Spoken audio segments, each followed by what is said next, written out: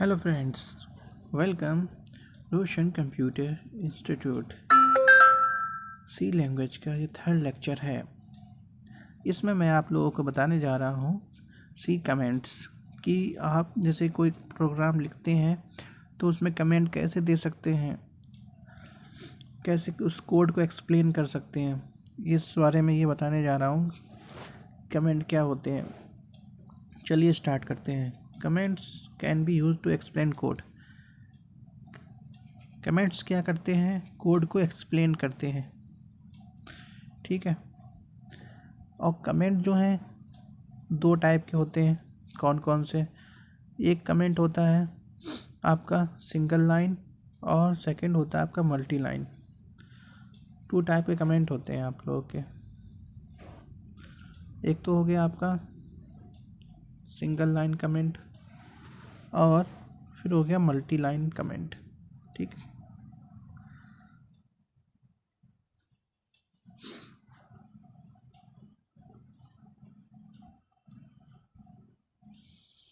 अब आते हैं सिंगल लाइन कमेंट पे। सिंगल लाइन कमेंट देखिए कैसे काम करता है। Single line comment start with to forward slash लगा के हम सिंगल लाइन कमेंट का यूज़ करते हैं। एनी टेक्स्ट बिटवीन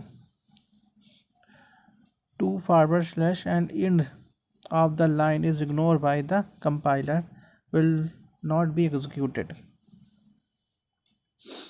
अगर आपने विदाउट बैकस्लैश के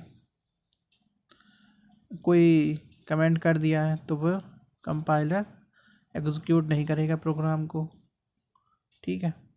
और अगर आपने डबल स्लैश लगा के, यानी कि पहले आपको डबल स्लैश लगाना है फिर एक्सप्लेन करना है कोड को, फिर वो कंपाइल कर जाएगा प्रोग्राम।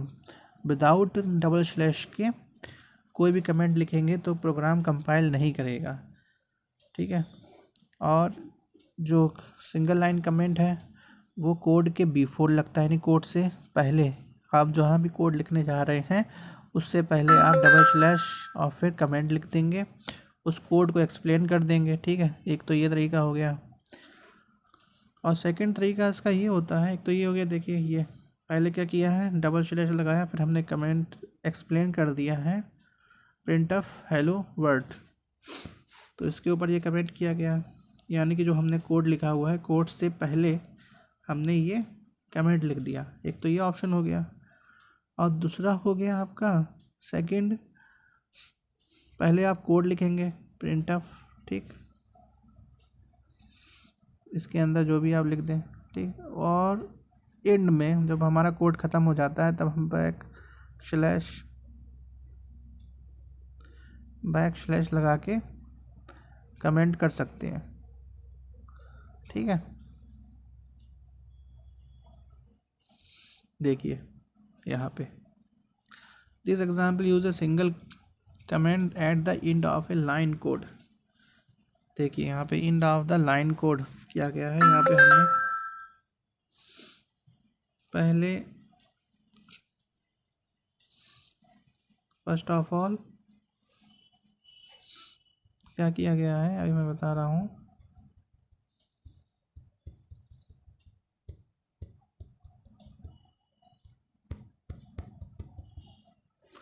हाँ तो देखते हैं। देखिए पहले हमने क्या किया, कोड लिखा, कोड के बाद में हमने कमेंट लिख दिया। कुल मिला के दिमाग में ये रखिए आप लोग कि जैसे मैंने कोई कोड लिखा,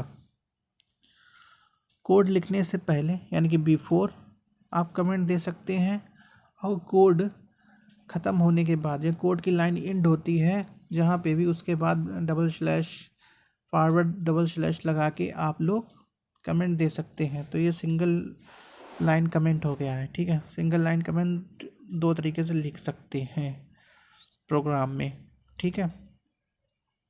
एक तो इस तरीके से है और सेकंड आपका ये हो गया।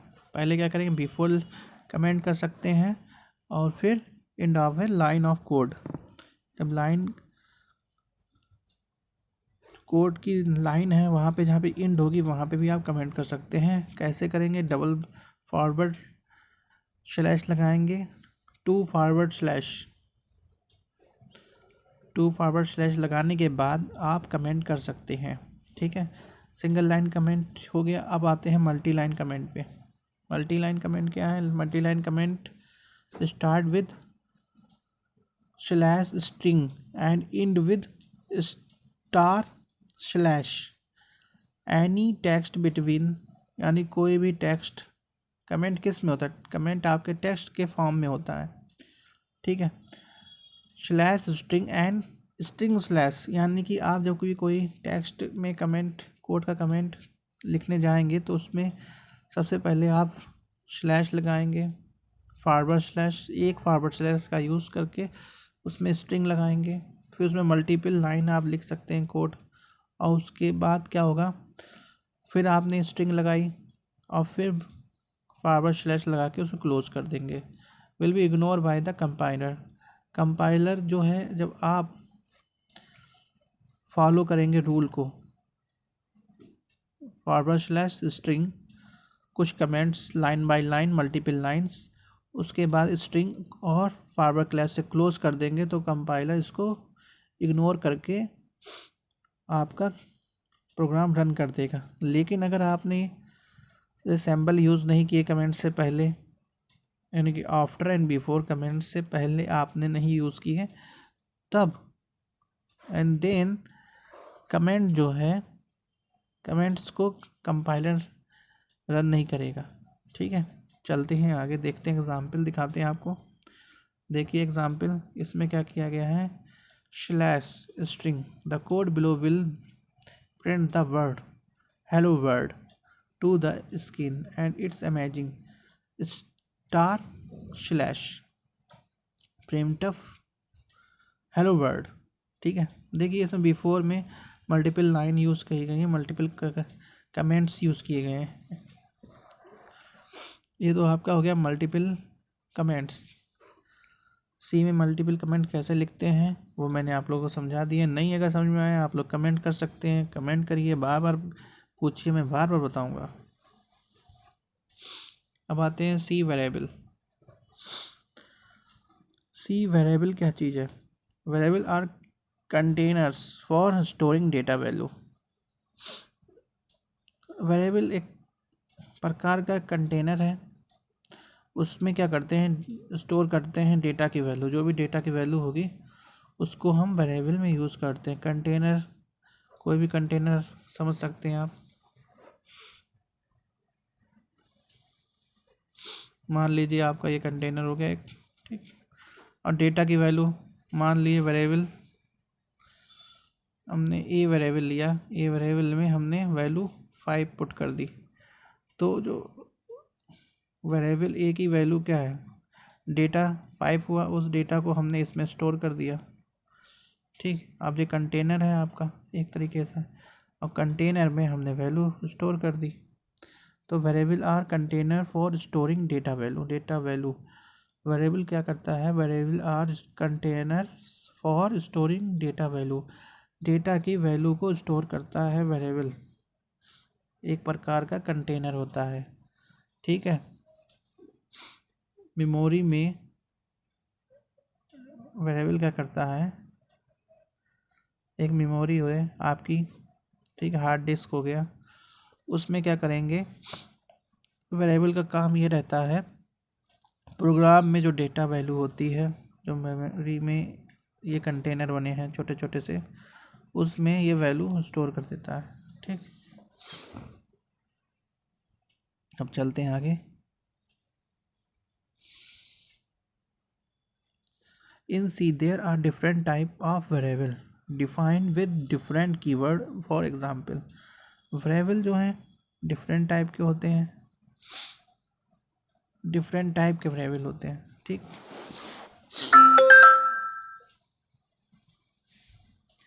एक तो आपका हो जाएगा इंटीजर, इसको इंट कहते हैं। ये हो गया आपका फ्लोट, ये फ्लोटिंग पॉइंट, और ये हो गया care, care is a character. अब इसको वन बाई वन आप लोग को समझाते हैं।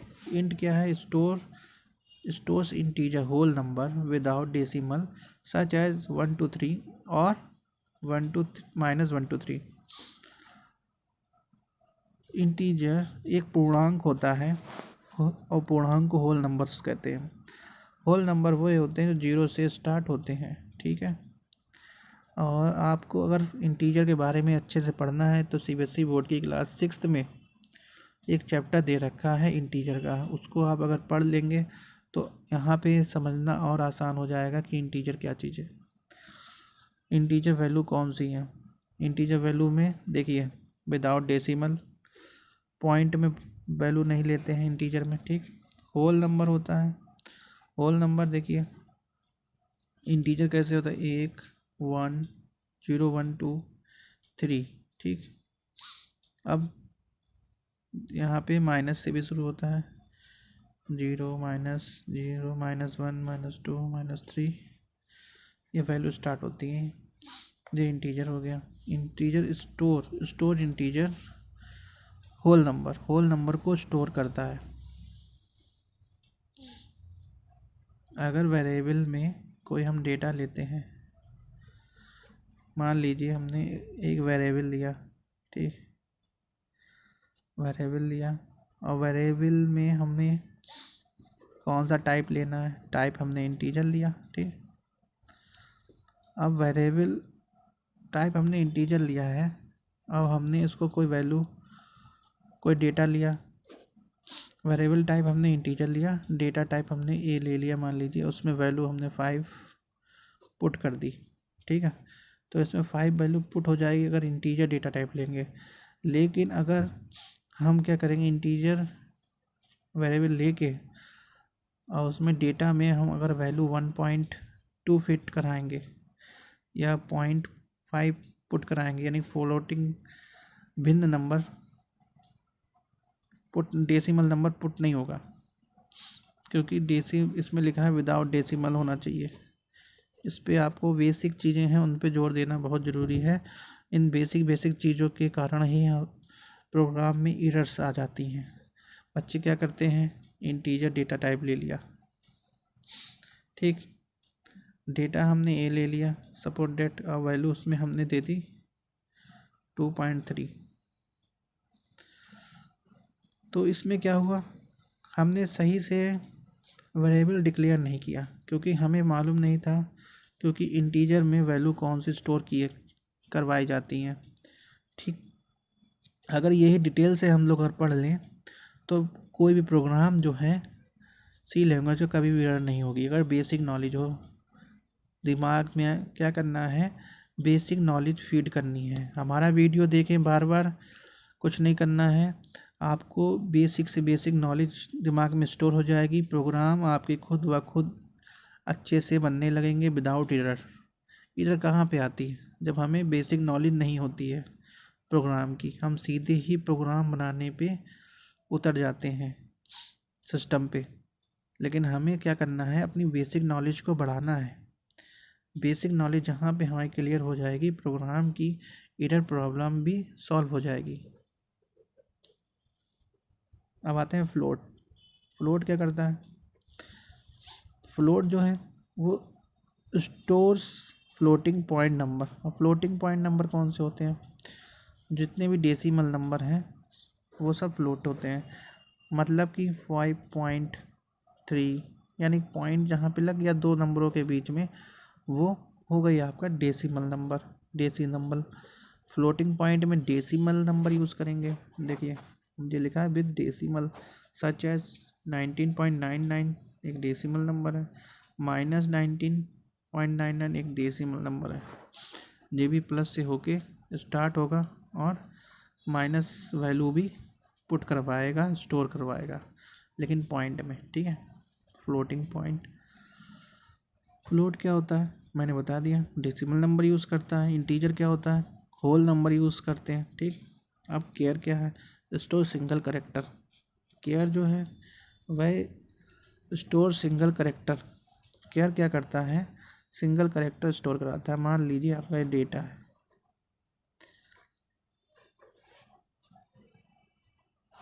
आपका ये डेटा हो गया मेमोरी में, ठीक है, ये हो गया डेटा, ठीक। अब डेटा में कुछ कंटेनर दे रखे हैं, ठीक है। कंटेनर कहिए या डेटा में, ये मेमोरी में पार्ट्स दे रखे हैं। आपकी कंप्यूटर की मेमोरी है ये, मेमोरी, ये मेमोरी हो गई, ठीक। ये मेमोरी में पार्ट्स दे रखे हैं। अब यहाँ पे हमें क्या करवाना है, यहाँ पे मुझे मान लीजिए कोई भी नाम है, केयर ही करवाना है, CHAR, ठीक है। अब इसको मुझे करवाना है, तो क्या कह रहा है, store single character, single character ही स्टोर होगा अगर केयर यूज़ करेंगे। तो C हमने यहाँ ले लिया, एक कंटेनर में C हो गया, नेक्स्ट में H हो गया, और A हो गया, R हो गया, ठीक। अब यहाँ पे देखिए सच एज A और B care value surrounded by single quote. जब भी आप यूज़ करेंगे, प्रोग्राम लिखेंगे, तो सिंगल क्वोट का यूज़ करेंगे। ये बारीकियाँ बहुत हैं, अगर बच्चा बारीकियाँ सीख ले सी प्रोग्राम की, मतलब बेसिक प्रोग्राम, कहीं से नहीं एरर आएगी। और एक अच्छी सी लैंग्वेज की नॉलेज का मतलब आप समझे, आप बहुत ऊपर तक जाएंगे। यानी जावा हो गई, PHP हो गई, ASP.NET हो गई, C# हो गई, जितनी भी लैंग्वेज हैं सब उड़ा देंगे अगर बेसिक नॉलेज है। सी की स्ट्रॉन्ग जब भी बनेंगे आप। मेरा वीडियो बार बार देखें, स्ट्रॉन्ग बनिए। केयर क्या है, char store single character such as A and B character, char value are surrounded by single quote. Single quote लगाएंगे, ये मैंने बताया है, ठीक है। और मेमोरी में इस तरीके से आप स्टोर कर सकते हैं। चलते हैं आगे।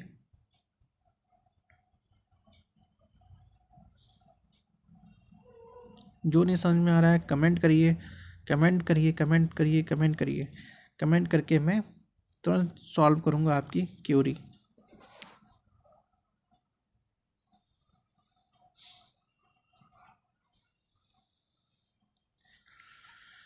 कहीं भी सी लैंग्वेज की कोचिंग करने की ज़रूरत नहीं है, विदाउट फीस पढ़ा रहा हूँ मैं यूट्यूब पे, ठीक है। हाँ, इतना डीप में कोई नहीं पढ़ाएगा विदाउट फीस, क्योंकि जितने भी मैंने देखे हैं यूट्यूब में सी लैंग्वेज पढ़ाने वाले, हवाई है, इतना डीप में नहीं ले जा रहे हैं वो लोग। क्योंकि डीप में इसलिए नहीं ले जा रहे हैं, पहले वो अपना एडवर्टाइज करते हैं हवाई से, फिर वो डीप में पढ़ना है तो कोचिंग के लिए वो लोग बोलते हैं। लेकिन यहाँ पे कुछ ऐसा नहीं है, आप वीडियो देखिए बार बार, कुछ नहीं करना है, दिमाग में फीड हो जाएगी, आप समझ लीजिए महारथी हो जाएंगे सी लैंग्वेज के। और सी लैंग्वेज का ज्ञान आपको कहाँ ले जाता है, ले जाएगा, वो तो आप ही लोगों को पता होगा। पता चलेगा बाद में जब आप जावा सीखेंगे, ठीक है। और जब सी लैंग्वेज, जितनी भी लैंग्वेज हैं, इनका कमांड का मतलब आप समझते हैं। लैंग्वेज पे कमांड का मतलब है कि आप 50-60 हज़ार के मालिक, जितनी सॉफ्टवेयर कंपनियां हैं वह सी लैंग्वेज पे ही वर्क करती हैं अपना। और एक और बात, अगर आप पे ने खुद अपने लैंग्वेज पे कमांड कर लिया है तो आप खुद ही बिजनेस सेट कर सकते हैं, वेबसाइट डेवलपमेंट का प्रोजेक्ट ले सकते हैं बड़े बड़े, और आप खुद एक कंपनी खोल सकते हैं। अगर आपने अच्छे से नॉलेज रखते हैं लैंग्वेज की, आप डीलिंग कर सकते हैं। और कोई भी बिजनेस जो है देश से तो होता ही होता है, लेकिन जब तक आप इंटरनेशनल बिजनेस नहीं करेंगे तब तक आप नहीं बढ़ेंगे। क्योंकि मान लीजिए आपने एक देश में बिजनेस स्टार्ट किया, इंडिया, और इंडिया में रिक्वायरमेंट कम है, इंडिया में रिक्वायरमेंट कम है अगर, ठीक है, तो आपका बिजनेस पिट जाएगा। लेकिन आपने अगर इंटरनेशनल बिजनेस स्टार्ट किया है, मान लीजिए रशिया है, चीन है, जापान है, अदर कंट्री से आपने कंट्रीब्यूट किया है, अपना बिजनेस डिस्ट्रीब्यूट किया, ठीक है, तब क्या होगा। लेकिन उसके लिए आपको कम्युनिकेशन स्किल डेवलपमेंट करनी पड़ेंगी, और आपको ट्रैवल भी करना पड़ेगा, ठीक है। फ़ोन से भी हो जाता है, मेल से भी हो जाता है। आजकल अच्छे मैक्सिमम कंपनियां मेल से ही ऑर्डर लेके वेबसाइट उनकी बना रही हैं, उनका जो भी प्रोडक्ट है एप्लीकेशन बना के दे रही हैं तो वो काम भी हो जाएगा। लेकिन उसके लिए आपको लैंग्वेज आनी बहुत ज़रूरी है, और लैंग्वेज जब ही आएगी जब आप मेरा वीडियो बार बार देखेंगे। वीडियो को बार बार देखिए, शेयर करिए, क्योंकि मैं बहुत डीप में पढ़ा रहा हूँ। और मैं ये सोच रहा हूँ कि इंडिया के जितने भी स्टूडेंट्स हैं जो कंप्यूटर से रिलेटेड हैं, उन्हें तो आनी ही आनी चाहिए सी लैंग्वेज एंड अदर लैंग्वेज, और जो नहीं है वो भी सीखें और डेवलपमेंट करें अपने कारोबार को। क्योंकि जब आप में हुनर होगा तो आपको पैसे कमाने से कोई रोक नहीं सकता, क्योंकि आप प्रोडक्ट खुद ही बना के बेचेंगे ना फिर। और इस समय जो मार्केट में रिक्वायरमेंट बहुत ज़्यादा है, लेकिन नॉलेज नहीं है। नॉलेज कहाँ से आएगी? अच्छे टीचर्स नहीं मिल पा रहे हैं। चलिए शुरू करते हैं। डिक्लेयरिंग कैसे करते हैं, वेरिएबल डिक्लेयर कैसे करते हैं, हम क्रिएट कैसे करते हैं वेरिएबल को, वो मुझे सीखना बहुत ज़रूरी है आप लोगों को। तो मैं बता रहा हूँ। To create a variable is a type, assign it value. मैंने अभी पहले ही बताया, वेरिएबल का पहले टाइप लेते हैं, ठीक है, और वैल्यू लेते हैं, उसमें वैल्यू असाइन करते हैं। पहले हमने टाइप लिया, फिर उसमें वैल्यू असाइन करी, ठीक। अब मान लीजिए किसी प्रोग्राम के लिए आपको दे दिया जाता है, कोई प्रोग्राम आपको बनाने के लिए ये दे दिया जाता है कि किसी हाई स्कूल का बच्चा है, उसकी परसेंटेज निकालनी है। अगर परसेंटेज निकालनी है तो परसेंटेज तो पॉइंटों में आएगी, यानी डेसिमल में आएगी। और डेसिमल में आएगी तो आपको क्या करना होगा, फ्लोट लेना पड़ेगा, टाइप वेरिएबल टाइप फ्लोट लेना पड़ेगा, ठीक है। अब मान लीजिए किसी ने कह दिया 2 नंबर को ऐड करना है। अगर 2 नंबर को ऐड करना है तो जाहिर सी बात होल नंबर यूज़ होंगे, तो होल नंबर यूज़ होंगे तो आपको इंटीजर वैल्यू लेनी है, ठीक। और कोई कह दे कि आपको क्या करना है, जो भी आपका नाम हो, फादर नेम को आपको डेटाबेस में स्टोर कराना है, तो आप केयर लेंगे कि वहाँ पे करेक्टर की बात हो रही है। तो जो भी क्वेश्चन होता है उससे आपको अंदाज़ा लगाना पड़ता है कि हमें वेरिएबल टाइप क्या लेना है। जब आप वेरिएबल टाइप ले लेंगे, इंटीजर, फ्लोट, केयर, ठीक, फिर उसमें क्या करेंगे, वैल्यू असाइन करेंगे। वैल्यू असाइन, इसमें वैल्यू असाइन, जैसे कि आप मैथ पढ़ते थे पहले, मैथ में क्या करते थे, जो भी हमें वैल्यू नहीं मालूम है, एक्स, ठीक है, तो हम उसे क्या मानते थे, एक्स मान लेते थे, हैं। उसमें हम लोग क्या करते थे, माना एक्स, और उसके बाद हम लोग क्वेश्चन को सॉल्व करते थे। उसी तरीके से भी सी लैंग्वेज भी मैथ से रिलेटेड है पूरी। इसको मैथ से ही समझ लिए, तुलना करिए। इसमें क्या करना है, इसमें भी जो हमें वैल्यू नहीं मालूम है, टाइप मालूम है, तो वैल्यू हमें अपने पास से असाइन करनी पड़ती है, ठीक है। देखिए सिंटैक्स पे देखिए, ये देखिए सिंटैक्स बहुत ज़रूरी है, इसको याद कर लीजिए, दिमाग में फीड कर लीजिए। टाइप, फिर वेरिएबल नेम, फिर वैल्यू। टाइप इंटीजर हो गया, वेरिएबल नेम फिर लिखेंगे। मान लीजिए टाइप हो गया आपका इंटीजर, आप कोई नंबर देना है तो नंबर लिख दिया हमने 5, तो ये तो डेटा टाइप हो गया, ये वेरिएबल नेम हो गया, और जो भी हमने वैल्यू से असाइन करी है तो वो क्या हो गया, नंबर हो गया, यानी वैल्यू हो गई। अब आपका मतलब केयर क्या करते हैं,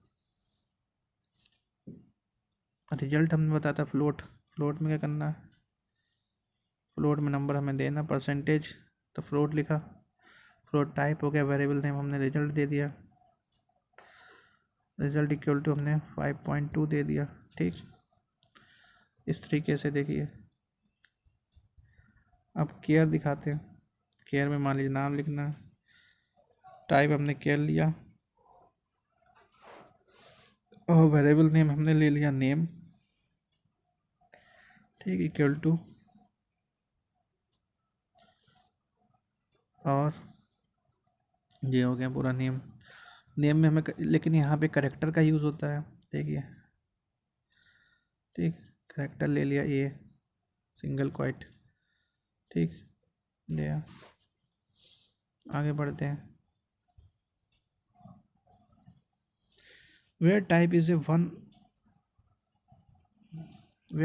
is one of C type such as integer, and variable is the name of variable such as x or my name. The equal sign is used to assign a value to the variable. So to create a variable that should store a number, look at the following example. फिर वही बात है, मैंने जो बता चुका हूँ पहले, वही बात यहाँ पे भी बोली जा रही है कि नंबर को क्या करते हैं, स्टोर करते हैं। और देखिए किस में करते हैं, मैंने अभी पहले बता चुका हूँ। क्रिएट, अब आते हैं एग्जाम्पल पे, देखते हैं। Create a variable called my number of type integer, assign value 15, ठीक है। अब वेरिएबल, अब एग्जाम्पल में कह रहा है कि वेरिएबल नेम जो है वो माई नेम है, ठीक है, टाइप उसका इंटीजर है, असाइन वैल्यू 15 है। ये देखिए यहाँ पे इंटीजर माई नंबर 15, ठीक। अब देखिए, you can also declare a variable without assigning the value and assign value later. कह रहा है कि विदाउट असाइन वैल्यू, यानी पहले आप क्या करेंगे, डेटा टाइप लेंगे, वैल्यू लेंगे, और वैल्यू जो है बाद में करेंगे असाइन, ठीक है। तो उसमें वो कैसे करते हैं, ये देखिए, पहले मैं इंटीजर ले लिया और माई नंबर ले लिया, कॉमास लगा दिया, देखिए, ठीक है। उसके बाद माई नंबर और इक्वल टू 15, ये हमने बाद में उसको असाइन करी है, तो ये लेटर हो गया बाद में असाइन करने का एग्जाम्पल।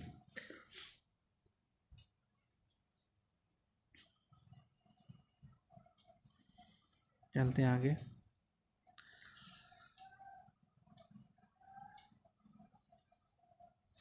देखिए example, integer my number equal to 15, ठीक। फिर हमने बाद में लेटर में वाला जो है बाद में भी असाइन कर दिया उसी को, माई नंबर 15 था और हमने कर दिया माई नंबर 10 नाउ, यानी कि अपडेट कर दी, वेरिएबल की जो वैल्यू है उसको मैंने अपडेट कर दिया।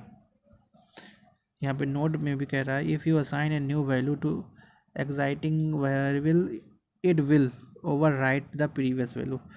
प्रीवियस वैल्यू को ओवर राइट किया गया है, ठीक, यानी कि हम अपडेट भी कर सकते हैं वैल्यू को, इसमें ये बोला गया है, ठीक है। अब आते हैं आगे, आउटपुट वेरिएबल देखते हैं। आउटपुट वेरिएबल क्या चीज़ है, आउटपुट वेरिएबल क्या है, देखो you learn from the output chapter that you output values print text with the printf function। मैंने जो सेकंड लेक्चर दिया है उसमें printf फंक्शन है। printf फंक्शन क्या है, print फंक्शन ही आउटपुट फंक्शन होती है, ठीक है। देखिए printf फंक्शन में हम क्या करते हैं, स्क्रीन में आउटपुट देने के लिए ही यूज़ करते हैं। जो आपका आउटपुट स्क्रीन में शो होता है मॉनिटर में, उसके लिए हमें printf फंक्शन का यूज़ करना पड़ता है। प्रोग्राम हम लोग को उस अपने लिए नहीं डिज़ाइन करना पड़ता है, प्रोग्राम हमें डिज़ाइन करना पड़ता है यूज़र की रिक्वायरमेंट के लिए। हमें प्रोग्राम अपने लिए नहीं बनाना है। अगर आप ये सोचेंगे अपने लिए बनाना है तो आप कभी सक्सेस नहीं होंगे प्रोग्रामिंग की फील्ड में, कभी नहीं हो सकते। आपको यूज़र क्या चाहता है, यूज़र की क्या रिक्वायरमेंट है, उसे दिखाना है। अब मान लीजिए यूज़र स्क्रीन है कंप्यूटर की, और कंप्यूटर की स्क्रीन में हमें हेलो प्रिंट कराना है, हेलो प्रिंट वर्ड हमें दिखाना है ना। आउटपुट कौन दिखेगा, यूज़र, ठीक है। लेकिन यहाँ पे आप क्या हैं, आप एक यूज़र भी हैं और एक प्रोग्रामर भी हैं। आपके दो दृष्टिकोण से आपको देखना पड़ेगा। जब आप प्रोग्रामिंग करेंगे तो एक प्रोग्रामर की की तरह सोचना पड़ेगा प्रोग्राम को, लेकिन जब सोचेंगे तो वो यूज़र की रिक्वायरमेंट के आधार पे सोचना पड़ेगा कि यूज़र जब हम प्रोग्राम को डिस्प्ले करें तो यूज़र को क्या दिखेगा। यूज़र को क्या दिखेगा? यूज़र कौन है? यूज़र जो यूज़ कर रहा है। इंटरनेट कौन यूज़ करता है? इंटरनेट यूज़र ही यूज़ करते हैं ना। कई बार ऐसा होता है जब हम वेब ब्राउज़र खोलते हैं, गूगल क्रोम मान लीजिए खोला, ओपन किया, ठीक है, गूगल क्रोम ओपन करते हैं और आपका नेट नहीं चलता है तो गूगल क्रोम में लिख के आ जाता है, विदाउट नेट नहीं चलता है लेकिन लिख के आ जाता है आपका नेट 405 एरर या 502 एरर, ठीक है, या इसमें लिख के आ जाएगा क्या कहते हैं, नेटवर्क इज़ डिस्कनेक्टेड। तो गूगल में लिख के आ जाता है। तो गूगल में क्या है? गूगल में इफ़ कंडीशन यूज़ की गई है, यानी कि फर्स्ट कंडीशन ये है कि अगर नेट से कनेक्ट है आपका लैपटॉप तो ब्राउज़र चल जाएगा, ठीक। और सेकंड कंडीशन ये दे रखी है, अगर ब्राउज़र नेट से कनेक्ट नहीं है तो उस पर लिख के आ जाएगा नेटवर्क इज़ डाउन या 502 एरर दिखाएगा, फला फला। ये कंडीशन, दो कंडीशन दे रखी हैं। तो दो कंडीशन जो गूगल ने दे रखी हैं अपने क्रोम ब्राउज़र में इफ़ कंडीशन दे के, तो वो किसके लिए दे रखी है? वो यूज़र की सोच के लिए दे रखी हैं, यूज़र को दिखाने के लिए। अगर हम सेकंड वाली कंडीशन नहीं देंगे, एरर वाली, तो यूज़र को कैसे पता चलेगा कि हमारे ब्राउज़र में नेट चल रहा है कि नहीं चल रहा है, ब्राउज़र क्यों नहीं चल रहा है। तो फर्स्ट कंडीशन फॉलो नहीं करती है तो सेकंड कंडीशन फॉलो करेगी। तो यही इसी प्रोग्राम में भी होगा। अभी आगे इफ़ कंडीशन जब मैं बताऊंगा उसके बारे में भी समझाऊंगा। मेरा मानना है कि अगर आप अच्छे से समझते हैं तो प्रोग्रामिंग बाएं हाथ का खेल है। अगर दिमाग में फीड करते हैं, यानी समझ बहुत ज़रूरी है। रटने में कभी मत जाइएगा, प्रोग्राम रटने से नहीं आता, कोई भी चीज़ है रटने से नहीं आएगी। उसको समझिए, अपने भेजे में दिमाग में घुस जाइए, बार बार वीडियो देखिए, समझ में आएगा। मैं बहुत धीरे धीरे समझा रहा हूँ, बहुत हल्के हल्के समझा रहा हूँ, समय लेके समझा रहा हूँ, कोई जल्दबाजी नहीं कर रहा हूँ, क्योंकि मेरा पर्पज़ यही है कि समझाना। मैं सोचता हूँ मेरे वीडियो देख के बच्चे समझदार बने, समझें लैंग्वेज को, ना कि रटें। क्योंकि आजकल का जो दौर है रट विद्या का नहीं है, वो समझ का है, नॉलेज का है। नॉलेज दिमाग में रखेंगे आप आगे बढ़ते चले जाएंगे। कहता ही मत रटिएगा, चीज़ को समझें। मैं समझाने पे बहुत फोकस कर रहा हूँ, वीडियो में पूरी जान लगा दे रहा हूँ। देखिए आगे।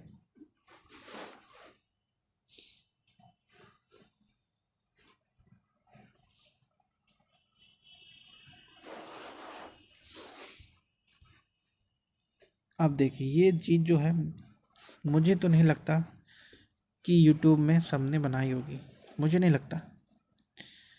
फॉर्मेट स्पेसिफायर बहुत इम्पॉर्टेंट है आउटपुट के लिए। आपको प्रोग्राम में आउटपुट देना है, विदाउट इसके दे ही नहीं सकते। Format specifier are use together with the printf function. अगर आपको टेक्स्ट प्रिंट कराना है तो कुछ नहीं करना है, आपको टेक्स्ट प्रिंट कराना है, प्रिंटफ लिखेंगे और अंदर हेलो वर्ल्ड लिख देंगे, ठीक है, कंपाइल कर देंगे, प्रिंट हो जाएगा। लेकिन अगर आपको वैल्यू प्रिंट करानी है, वैल्यू कैसे प्रिंट होंगी? फॉर्मेट स्पेसिफायर जो है आउटपुट से कनेक्ट होते हैं कीवर्ड, ठीक है। तो वैल्यू कैसे प्रिंट होगी? वैल्यू जब प्रिंट होगी, जैसे मान ली डेटा आपने वेरिएबल टाइप ले लिया इंटीजर, तो इंटीजर से ही कनेक्ट होगा। हाँ, इंटीजर से ही अगर अपलोड किया आपने तो फ्लोट से कनेक्ट होगा आउटपुट आपका, और केयर लिया तो केयर से कनेक्ट होगा आपका आउटपुट। तो फॉर्मेट स्पेसिफायर बहुत इंपॉर्टेंट है अगर आप वैल्यू प्रिंट कराना चाहते हैं, कंपाइल करना चाहते हैं, ठीक है। Function to tell the compiler what type of data the variable is strong. अभी जो मैंने बताया वही बात बोल रहा। It is basically place holder for the variable value. Place holder variable value की होती है ये। A format specify start with a percentage sign. Format specify जो है स्टार्ट होता है परसेंटेज से, साइन से, forward by a character, follow by a character.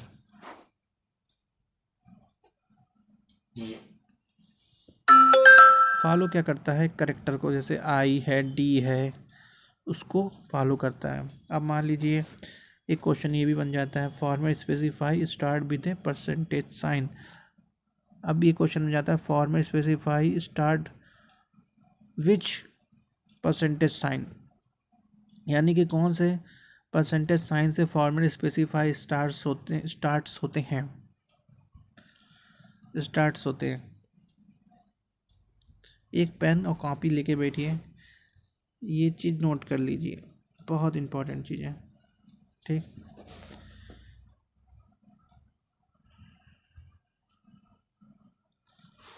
देखिए फॉलो बाय करेक्टर, करेक्टर को फॉलो करता है। For example output the value of N integer variable, you must use the format specifier percentage D.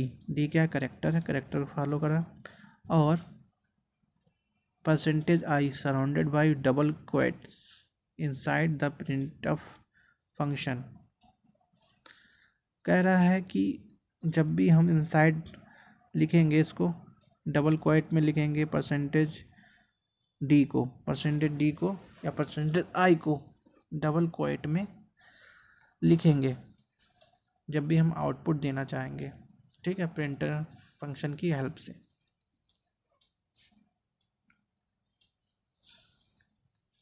अगर integer लिया है तब, data type अगर integer लिया है आपने प्रोग्राम में, तब जो आउटपुट उसका निकालेंगे प्रिंटफ की हेल्प से, तब डबल क्वोट का यूज़ करके परसेंटेज डी और परसेंटेज आई जो भी वहाँ पे रिक्वायरमेंट होगी उस हिसाब से आप यूज़ करेंगे। एग्जाम्पल की हेल्प से समझते हैं। Integer my number is 15 equal to 15, और प्रिंटफ आपका हो गया है डबल क्वोट परसेंटेज डी, फिर double quote comma my number, फिर प्रिंट हो जाएगा, आउटपुट 15 आ जाएगा। ठीक है, प्रिंट अदर टाइप्स यूज़, देखिए percentage C for char and percentage F for float. ठीक है, अब देखिए क्रिएट वेरिएबल क्रिएट की गई, integer number equal to 5, integer whole number होता है। फ्लोट, माई फ्लोट नंबर 5.99, मैंने पहले बताया था वहाँ पे, फ्लोट मैंने पहले सिखाया था, अब यहाँ पे भी देख लीजिए। Float character my letter T. ठीक है, अब देखिए यहाँ पे प्रिंट अप वेरिएबल प्रिंट कैसे करेंगे। अब ये आउटपुट फंक्शन का यूज़ करेंगे, print up double quote percentage D /n new line का होता है। चैप्टर लेक्चर सेकेंड में मैंने समझाया है। /n यानी कि न्यू लाइन में मुझे देना है, न्यू लाइन का यूज़ किया है, क्योंकि अगर न्यू लाइन नहीं देंगे तो ये जो आउटपुट है एक के बाद एक हॉरिजेंटली व्यू में लिख जाएंगे, तो वो बहुत ऑड होगा। ये न्यू लाइन में आया आउटपुट, देखिए। ठीक है, जब भी हम वर्टिकल में चाहिए हमें रिजल्ट, तो हम न्यू लाइन का यूज़ करेंगे। ठीक, और अगर हॉरिजेंटल में व्यू चाहिए, ठीक, तो हमें /t का यूज़ करना पड़ेगा। ठीक, वो मैंने आपको बता दिया है लेक्चर 2 में, आपको मिल जाएगा प्लेलिस्ट में। ठीक है, तो ये देखिए नंबर हो गया, फ्लोट भी इसी तरीके से हो गया, कैर भी इसी तरीके से हो गया, आउटपुट इस तरीके से आ जाएगा। आगे बढ़ते हैं। मेरा पूरा फोकस समझाने पे टोटल, क्योंकि बच्चा जितना समझ लीजिएगा उतना ही आगे बढ़ेगा। रटने पे कहीं फोकस मत करिएगा, रटने पे फोकस करने से ग्रोथ नहीं होगी। To combine both text and a variable, separate them with a comma inside the printf function. देखिए, अगर आपको टेक्स्ट भी लिखना है, जैसे कि मान लीजिए अभी तक क्या आपने देखा, सिर्फ आपने रिज़ल्ट प्रिंट कराया है, ठीक। जैसे कि मान लीजिए रिज़ल्ट में हमने क्या नंबर प्रिंट करा दिए 5। अब जब हम चाहते हैं कि रिज़ल्ट में ये भी लिख के आए, माई नंबर इज़ 5, ये लिख के आए हम चाहते हैं, तो उसको कैसे देखते लिखेंगे, देखिए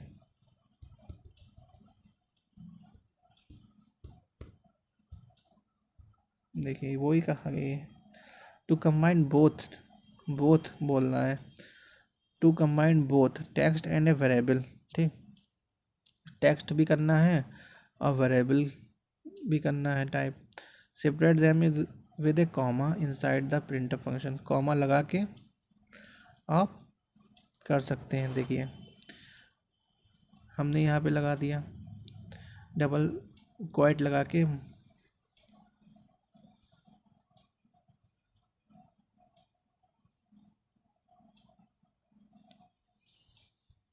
देखिए integer number equal to 5, print up हो गया है my double quote my favourite number is, comma लगाया, फिर परसेंटेज डी डबल क्वाइट, फिर हमने कॉमा लगाया, नंबर लिख दिया, ठीक है। फिर आउटपुट किया है, आउटपुट देखिए ये आ गया, माई फेवरेट नंबर इज़ 5, ठीक है। देखिए जितना वीडियो आप देखेंगे उतना ही आपके दिमाग में फीड हो जाएगी बातें, ठीक है। To print different type in a single printf function you can use the following। देखिए to print different type in a single printf, ठीक। You can use following, integer number हमने इक्वल टू 5 लिया, character my letter D, और यह ध्यान रखिए character जब भी लेते हैं तो सिंगल क्वाइट का यूज़ करते हैं, उसके अंदर ही करेक्टर लिखेंगे। प्रिंटअप में आ गया double quote, my number is %d and my number is character, ठीक है। My number is letter. जब प्रोग्राम ये बोल रहा था तो print different type in different types, जो है डिफरेंट टाइप्स क्या है, डिफरेंट टाइप आपके वेरिएबल हैं, डिफरेंट टाइप के वेरिएबल हो गए, एक इंटीजर टाइप हो गया, एक करेक्टर टाइप हो गया, तो ये डिफरेंट टाइप के वेरिएबल हो गए। और बोल रहा है सिंगल फंक्शन में यूज़ करना है, ठीक है। सिंगल फंक्शन में आपकी सिंगल प्रिंटअप फंक्शन है, ठीक। यू कैन यूज़ फॉलोइंग, तो प्रिंटअप फंक्शन सिंगल में यूज़ करना है, two different type data type का, ठीक है, वेरिएबल। तो वही ये बोल रहा है बनाने के लिए, तो वही ये बनाया गया है। क्या वही क्या बनाया गया, टू डिफरेंट टाइप, यानी कि दो टाइप के डेटा। देखो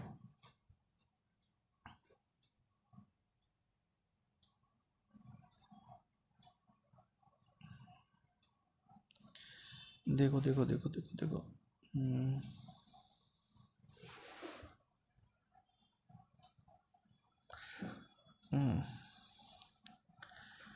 ये देखिए टाइप कौन कौन से, एक तो ये टाइप हो गया, एक ये टाइप हो गया, टाइप में एक इंटीजर हो गया, एक करेक्टर हो गया, दो टाइप के हो गए। अब बताता है सिंगल फंक्शन आपकी ये हो गई, ठीक। प्रिंट ऑफ, इसमें हमने यू कैन सी फॉलोइंग, इसमें हमने लिख दिया माई नंबर इज़, ठीक, माई लेटर इज़ और माई नंबर लेटर, ठीक। ये देखिए यानी कि दो डिफरेंट टाइप के डेटा को भी हम एक प्रिंटअप में लिख के आउटपुट कर सकते हैं, ठीक। चलते हैं आगे देखते हैं।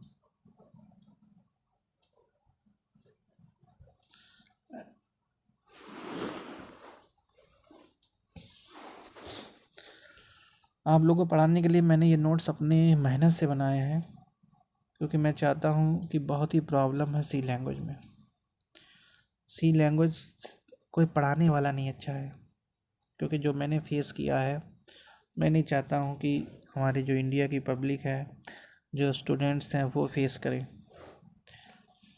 इसलिए मैंने सोचा कि अगर बच्चे को सी लैंग्वेज अच्छे से आएगी तो वो आगे की लैंग्वेज को ग्रोथ कर पाएगा और हमारे देश का भी विकास होगा।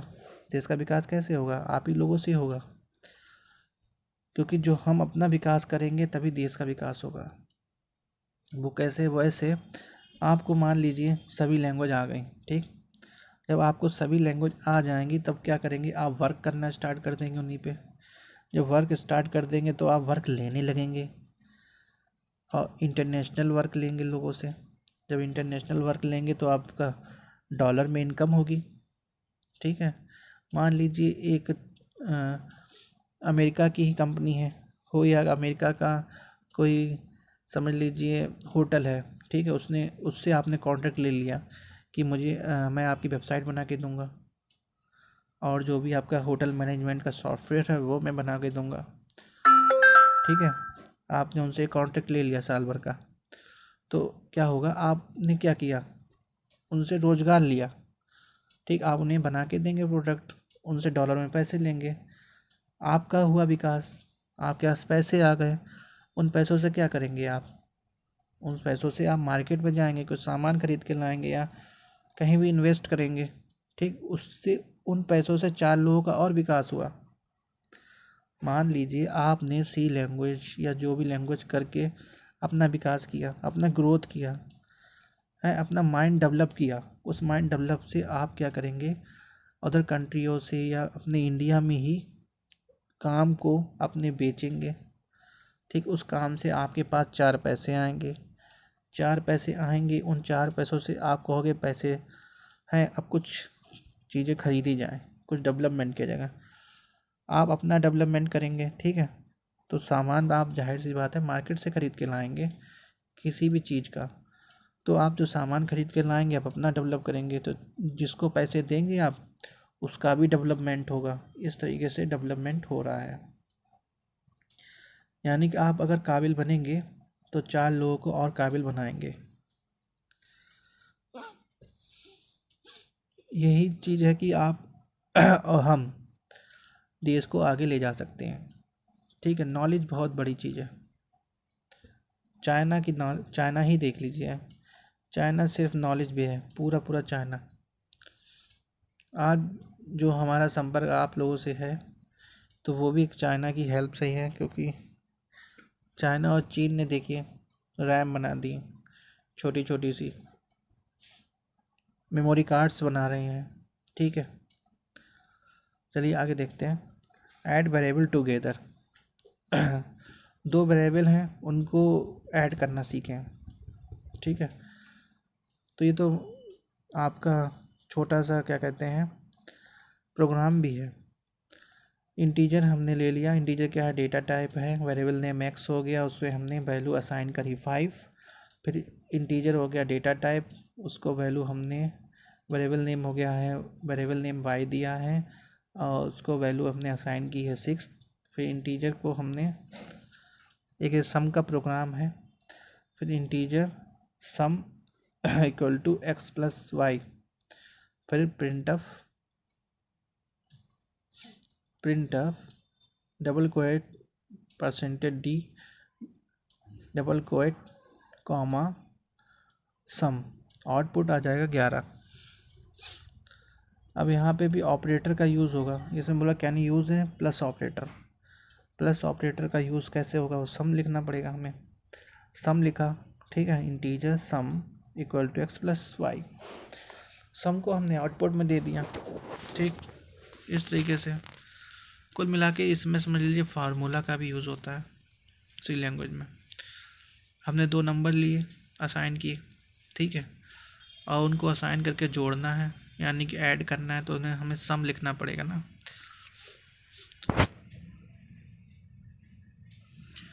ऐड वेरिएबल टुगेदर, अब ये हो गया है। अब नेक्स्ट चलते हैं declare multiple variable. Multiple variable कैसे डिक्लेयर करते हैं ये बताने जा रहे हैं। To declare more than 1 variable of the same time. एक ही इंटीजर में हम मल्टीपल वेरिएबल डिक्लेयर कैसे करते हैं। देखिए, यूज़ ए कॉमा सेपरेटेड लिस्ट, कॉमास लगा लगा के एग्जाम्पल के हेल्प से समझते हैं। इंटीजर एक्स, इंटीजर जो हो गया आपका उसको हम इंट कहते हैं, ठीक है। तो इंट की वजह मैं इंटीजर बोल रहा हूँ जिससे आप लोगों को ज़्यादा समझ में आए। इंट क्या है आपका डेट वेरिएबल टाइप हो गया, एक्स आपका वेरिएबल नेम हो गया, और इक्वल टू 5 जो हमारी वैल्यू है वो हमने असाइन की है। 5 वैल्यू किसको की है, एक्स को, ठीक है। कॉमा लगाया, Y equal to 6, Z equal to 15। तो ये हमने क्या कर दिया, ये डिक्लेयर कर दी मल्टीपल वेरिएबल, ठीक है। अब इनको हम आउटपुट करवा लेंगे, ठीक। Print of double quote %d double quote commas X plus Y plus Z commas, output इसका हो गया है ऐड हो गया 61, इसका 61 हो गया आपका आउटपुट। देखते हैं आगे। You can also assign the same value to multiple variable of the same type. देखिए example, integer X Y Z लिया मैंने, ठीक है। अब एक्स वाई जेड सभी जो हमारे वैल्यू हैं, एक वैल्यू सेम वेरिएबल को असाइन करने का ये फार्मूला है। इंटीजर एक्स वाई जेड, फिर X equal to Y equal to Z equal to 15, ठीक है। प्रिंट अप करा देंगे इसको, double quote %d double quote comma X plus Y plus Z, output. अब सेम वैल्यू हमने दे दी सबको, 50 50 50 इक्वल, ठीक है। सभी को 50 50 दे दी, तो 50 50 क्या हो गया, 50 150 हो गई वैल्यू उसकी। Variable name,